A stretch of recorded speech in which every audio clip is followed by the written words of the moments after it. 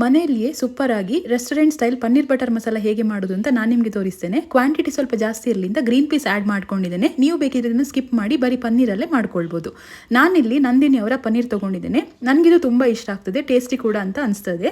Next ಇಲ್ಲಿ ಒಂದು ಪ್ಯಾನ್ಗೆ ಸ್ವಲ್ಪ ಎಣ್ಣೆ, ಚಿಟಿಗೆ ಅರಿಶಿನ ಹಾಕಿ ಸ್ಲೈಸ್ ಮಾಡಿಟ್ಟಂಥ ಪನ್ನೀರನ್ನು ಫ್ರೈ ಮಾಡಿಕೊಳ್ಳೋದು. ಒಂದು 10 ಮಿನಿಟ್ಸ್ ಹಾಗೆ ಗೋಲ್ಡನ್ ಬ್ರೌನ್ ಬರುವ ತನಕ ಫ್ರೈ ಮಾಡಿಕೊಂಡು ಸೈಡಲ್ಲಿ ಇಡಿ.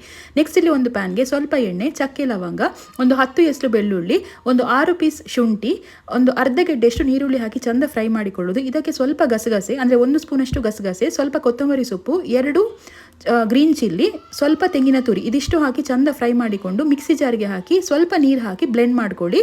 ಇದರ ಜೊತೆಗೆ ನಾನು ಟೊಮ್ಯಾಟೊ ಪ್ಯೂರಿ ಕೂಡ ರೆಡಿ ಮಾಡಿ ಇಟ್ಕೊಂಡಿದ್ದೇನೆ. ನೆಕ್ಸ್ಟ್ ಇಲ್ಲಿ ಒಂದು ಪ್ಯಾನ್ಗೆ 1 ಸ್ಪೂನಷ್ಟು ಬಟರ್ ಹಾಕಿಕೊಳ್ತಾ ಇದ್ದೇನೆ. ಎಣ್ಣೆ ಹಾಕೋದು ಬೇಡ, ಬಟರಲ್ಲೇ ಮಾಡಬೇಕು. ಇದಕ್ಕೆ ಸ್ವಲ್ಪ ಸೋಂಪು ಕಾಳು, ಚಕ್ಕೆ ಲವಂಗ, 1 ಗಡ್ಡೆ ಸಣ್ಣದಾಗಿ ಕಟ್ ಮಾಡಿಟ್ಟಂಥ ನೀರುಳ್ಳಿ ಹಾಕಿ ಚಂದ ಫ್ರೈ ಮಾಡೋದು.